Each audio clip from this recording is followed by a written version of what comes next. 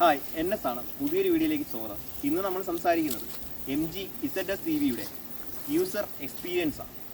ചേട്ടാ, അപ്പോൾ ആദ്യമായിട്ട് ഉപയോഗിച്ചുകൊണ്ടിരുന്ന വണ്ടി ഏതാണെന്നൊന്ന് പറയാമോ? ഞാൻ ആദ്യം ഉപയോഗിച്ചുകൊണ്ടിരുന്നത് ഷെവർലയുടെ ബീറ്റ് പെട്രോൾ വേരിയൻ്റാണ് ഞാൻ നേരത്തെ ഉപയോഗിച്ചുകൊണ്ടിരുന്നത്. ഓക്കെ. അപ്പോൾ പെട്ടെന്ന് പുതിയൊരു വണ്ടി എടുക്കേണ്ട സാഹചര്യം ഉണ്ടായപ്പോൾ പെട്രോൾ വണ്ടിയാണോ പരിഗണിച്ചിരുന്നത്? ആദ്യമേ ഇലക്ട്രിക് ആയിരുന്നു മനസ്സിലുണ്ടായിരുന്നത്? ഞാൻ ആ സമയത്ത് മാർക്കറ്റിൽ അവൈലബിൾ ആയിട്ടുണ്ടായിരുന്ന പെട്രോൾ ഡീസൽ വേരിയൻ്റ് വണ്ടികളെല്ലാം ഞാൻ ഒട്ടുമിക്ക വണ്ടികളും ഞാനൊന്ന് ടെസ്റ്റ് ഡ്രൈവ് ചെയ്തായിരുന്നു. അപ്പോൾ പിന്നെ അതിൽ നിന്ന് എന്തുകൊണ്ട് EVയിലോട്ട് വന്നതെന്ന് ചോദിക്കുകയാണെങ്കിൽ ആ വണ്ടികളെല്ലാം നമുക്ക് ഒരു 16-18 കിലോമീറ്റർ മൈലേജാണ് കമ്പനി പറയുന്നത്. ശരിക്കും നമ്മുടെ യൂസർ എന്ന രീതിയിൽ നോക്കുവാണെങ്കിൽ നമുക്ക് ചിലപ്പോൾ ഒരു 12-13 കിലോമീറ്റർ മൈലേജ് ആയിട്ട് കിട്ടത്തുള്ളൂ. അപ്പോൾ എനിക്ക് പഴയ വണ്ടിയിൽ നിന്നും വേറെ വ്യത്യസ്തമായിട്ട് അതിനകത്തൊന്നും ഫീൽ ചെയ്തില്ല. എനിക്ക് ഡെയിലി എനിക്കൊരു 80 കിലോമീറ്ററോളം എനിക്ക് ട്രാവലുണ്ട്.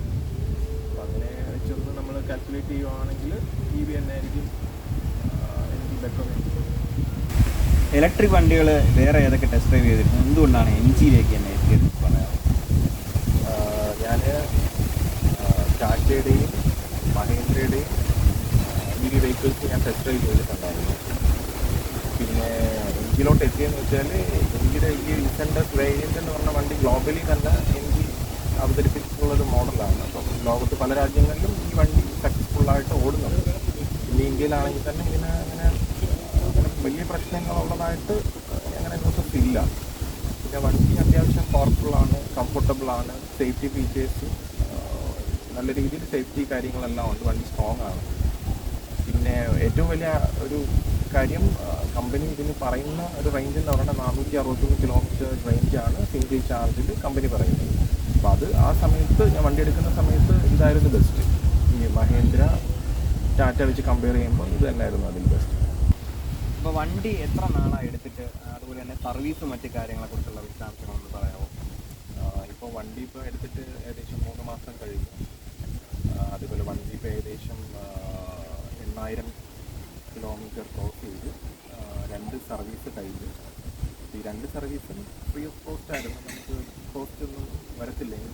ഇലക്ട്രിക് ആയതുകൊണ്ട് തന്നെ ഇതിനകത്ത് കോസ്റ്റ് ഒന്നും ഇല്ല. പക്ഷേ ഞാൻ പെയ്ഡായിട്ട് ഞാനൊരു എക്സ്ട്രാ ഒരു കാര്യം ചെയ്തു. അതിൻ്റെ ഒരു ബൂട്ടിനുള്ളിലൊന്ന് ക്ലീൻ ചെയ്യുന്ന കാര്യം ഞാൻ എക്സ്ട്രാ ചെയ്യുന്നത് അതിന് 400 രൂപ ഉണ്ടായി. അത് മാത്രമാണ് എനിക്ക് ഇത്രയും നാൾ ഇതിനകത്തൊരു മെയിൻ്റനൻസ് കോസ്റ്റ് എന്നുള്ള രീതിയിൽ എനിക്ക് വണ്ടിയിൽ ചിലവഴിക്കാൻ വന്നിട്ടുള്ളത്. ഈ ചാർജിങ് കോസ്റ്റ് അല്ലാതെ ഒരു മെയിൻ്റനൻസ് കോസ്റ്റ് എന്നുള്ള രീതിയിൽ എനിക്ക് വേറെ പൈസ ഇതുവരെ ചിലവാക്കേണ്ടി വന്നിട്ടില്ല. അപ്പോൾ ചേട്ടാ, വണ്ടിയിൽ ഏറ്റവും പോസിറ്റീവായിട്ട് തോന്നിയിട്ടുള്ള ഏറ്റവും പ്രധാനപ്പെട്ട കാര്യങ്ങളൊന്ന് പറയാമോ? ഇതിൽ ഏറ്റവും ബെസ്റ്റായിട്ട് എനിക്ക് പറയാനുള്ളത് ഇതൊരു EV വെഹിക്കിൾ എന്നുള്ളത് തന്നെയാണ്. ഓക്കെ, അതുകൊണ്ട് തന്നെ ഇതിന് സർവീസ് കോസ്റ്റ് മറ്റ് വണ്ടികളെ അപേക്ഷിച്ച് വളരെ കുറവ് തന്നെയാണ്. അതാണ് ഇതിൻ്റെ ഏറ്റവും വലിയൊരു പോസിറ്റീവ് എന്ന് പറയുന്നത്. പിന്നെ ഉള്ളത് ഇതിനകത്ത് ഇപ്പം ADAS ലെവൽ 2 ഫീച്ചേഴ്സ് ഉണ്ട്. അതൊരു നല്ലൊരു കുറച്ച് ഫീച്ചേഴ്സ് ഉണ്ട് അതിനകത്ത് ഏറ്റവും ബെസ്റ്റായിട്ട് എനിക്ക് തോന്നി അഡാപ്റ്റീവ് ക്രൂയിസ് കൺട്രോൾ എന്ന് പറഞ്ഞൊരു ഫീച്ചറുണ്ട്. അഡാപ്റ്റീവ് ക്രൂയിസ് കൺട്രോൾ എന്ന് പറഞ്ഞൊരു ഫീച്ചറുണ്ട്. അതാണ് എനിക്ക് അതിനകത്തും ബെസ്റ്റായിട്ട് എനിക്ക് തോന്നിയിട്ടുള്ളത്. അപ്പം ഈ അഡാപ്റ്റീവ് ക്രൂയിസ് കൺട്രോൾ ഒന്ന് എക്സ്പ്ലെയിൻ ചെയ്യാൻ പറ്റുമോ? അഡാപ്റ്റീവ് ക്രൂയിസ് കൺട്രോൾ എന്ന് പറയുന്നത് നമ്മളിപ്പം ഒരു ഹൈവേസിലോ ഏത് റോഡ് വഴി വേണമെങ്കിൽ വർക്ക് ചെയ്യും. അത് പക്ഷേ നല്ല രീതിയിൽ അത് നമുക്ക് യൂസ്ഫുൾ ആകണമെന്നുണ്ടെങ്കിൽ ഒരു ഹൈവേ നല്ല റോഡ് തന്നെ ആയിരിക്കണം. അപ്പോൾ അതിൽ ഫ്രണ്ടിൽ പോകുന്ന വണ്ടിയുടെ സ്പീഡ് സെൻസ് ചെയ്ത് നമ്മളെ വണ്ടിയും അതിനനുസരിച്ച് ബ്രേക്ക് ചെയ്ത് ആക്സിലറേറ്റ് ചെയ്ത് ലൈൻ നോക്കി പോകുന്ന ഒരു സിസ്റ്റം ഉണ്ട്. ഒരു പോസിറ്റീവായിട്ടുള്ളൊരു കാര്യം, വണ്ടി അത്യാവശ്യം സ്റ്റെബിലിറ്റി ഉള്ളൊരു വണ്ടിയാണ്. നല്ല പവർഫുള്ളാണ്, സ്റ്റേബിളാണ്. നമുക്ക് ലോങ് ഡ്രൈവൊക്കെ പോകാനായിട്ട് നല്ല കംഫർട്ടാണ് വണ്ടി. പിന്നെ സീറ്റാണെങ്കിലും നല്ല കംഫർട്ടബിളായിട്ടുള്ള സീറ്റാണ്. അപ്പോൾ വണ്ടിയുടെ ഒരു നെഗറ്റീവായിട്ട് എന്തെങ്കിലും പറയാനുണ്ടെങ്കിൽ എന്തൊക്കെയായിരിക്കും പറയേണ്ടി വരുന്നത്?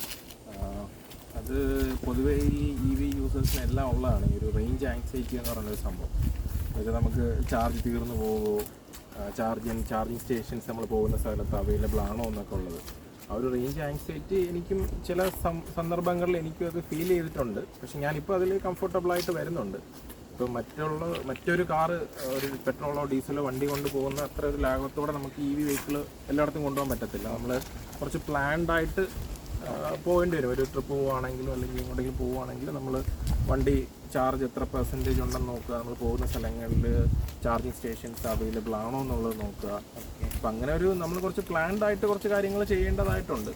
അതാണ് ഒരു നെഗറ്റീവായിട്ട് എനിക്ക് തോന്നിയത്. ഈ കാര്യം എനിക്ക് ഫീൽ ചെയ്തതെന്ന് വെച്ചാൽ ഇപ്പോൾ ഇറങ്ങുന്ന വണ്ടിക്കെല്ലാം അത്യാവശ്യം കുറച്ചും കൂടെ ബാറ്ററി പാക്ക് കുറച്ചും കൂടെ വലുതാണ്. ഇതിന് വന്നിട്ട് 50 കിലോവാട്ടിൻ്റെ ബാറ്ററി പാക്കാണ് ഇതിനകത്തുള്ളത്.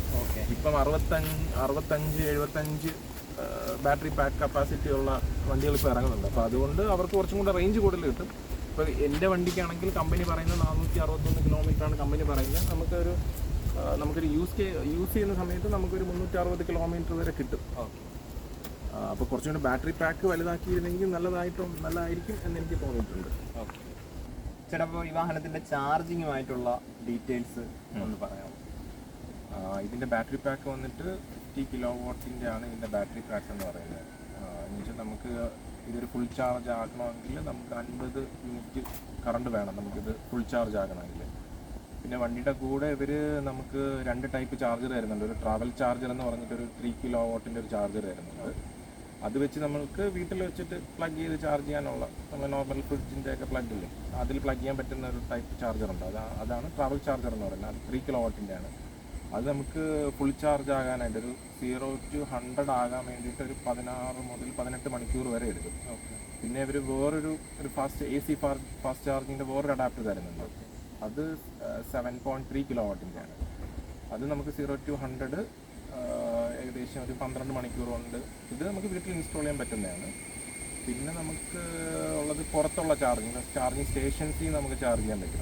അത് DC ഫാസ്റ്റ് ചാർജിങ് എന്ന് പറയും. അത് ഭയങ്കര ഫാസ്റ്റായിട്ട് നമുക്ക് ചാർജ് ചെയ്യാൻ പറ്റും. അത് നമ്മുടെ ചാർജിങ് സ്റ്റേഷൻ്റെ ഒരു സ്പീഡ് അനുസരിച്ച് അത് വേരി ചെയ്യും. ഇപ്പം നമ്മുടെ ഈ ഒരു MG E-Center CV വന്നിട്ട് 60 കിലോവാട്ട് DC ഫാസ്റ്റ് ചാർജിങ് വരെ സപ്പോർട്ട് ചെയ്യും. അതുകൊണ്ട് നമുക്കിപ്പോൾ ഒരു 0 to 80% ആവാനായിട്ട് ഒരു 45 മിനിറ്റ്സ് കൊണ്ട് നമുക്ക് 0 to 80 എത്തും. ചേട്ടാ, ചാർജിങ് സ്റ്റേഷനുകളും ഈ ചാർജിങ് സ്റ്റേഷനിലെ കോസ്റ്റും മറ്റു കാര്യങ്ങളും ഒന്ന് പറയാമോ? അതുപോലെ തന്നെ ചാർജിങ് സ്റ്റേഷൻ കണ്ടെത്താൻ പ്രയാസം തോന്നിയിട്ടുണ്ടോ? അതിനെക്കുറിച്ചൊന്ന് പറയാമോ? ഇതിൻ്റെ ചാർജിങ് യൂണിറ്റ് കോസ്റ്റ് വന്നിട്ട് ഇപ്പം നമ്മൾ വീട്ടിലാണ് ചാർജ് ചെയ്യുന്നതെങ്കിൽ നമുക്കൊരു വീട്ടിലെ KCB ചാർജസ് എന്ന് പറയുന്ന ഒരു 8 മുതൽ 10 രൂപ വരെ യൂണിറ്റിന് ചാർജ് വരുന്നുണ്ടാവും. പിന്നെ നമ്മൾ പുറത്ത് ചാർജിങ് സ്റ്റേഷൻസിൽ പോയി ചാർജ് ചെയ്യുവാണെങ്കിൽ അതൊരു 12 മുതൽ 18 രൂപ വരെ യൂണിറ്റിന് ചാർജ് വരുന്നുണ്ട്.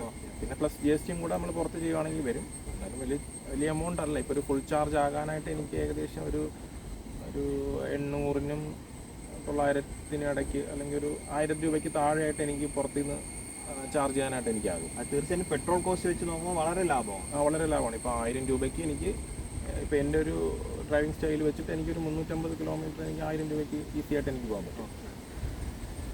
പിന്നെ ഉള്ളത് ഇതിൻ്റെ ഈ ചാർജിങ് സ്റ്റേഷൻസ് കണ്ടുപിടിക്കുന്ന കാര്യത്തിൽ ഇപ്പോൾ ഒരുപാട് ചാർജിങ് സ്റ്റേഷൻസ് ഇപ്പോൾ വരുന്നുണ്ട്. അപ്പോൾ ഈ വരുന്ന ചാർജിങ് സ്റ്റേഷൻസിനെല്ലാം ഓരോരോ ആപ്പുകളാണ്. ഇപ്പം ടാറ്റയ്ക്കുണ്ട്, ഗോയിസിക്കുണ്ട്, യെവോക്കിനുണ്ട്, പിന്നെ ചാർജ് മോഡെന്ന് പറഞ്ഞ് കുറേ ചാർജിങ് സ്റ്റേഷൻസ് ഉണ്ട്. അവർക്കെല്ലാം കുറേ ചാർജിങ് സ്റ്റേഷൻസ് ഉണ്ട്. ഇതെല്ലാം കൂടി ഇൻ്റഗ്രേറ്റ് ചെയ്ത് കണക്റ്റഡ് ആയിട്ടൊരു ആപ്പ് അങ്ങനെയില്ല. അതിൻ്റെ ഒരു ബുദ്ധിമുട്ടുണ്ട്.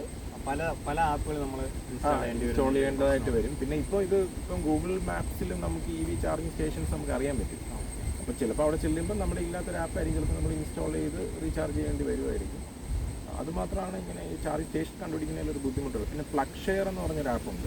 അത് ഒട്ടുമിക്ക എല്ലാ ചാർജിങ് സ്റ്റേഷൻസിനെ അത് കണക്ട് ചെയ്യുന്നുണ്ട്.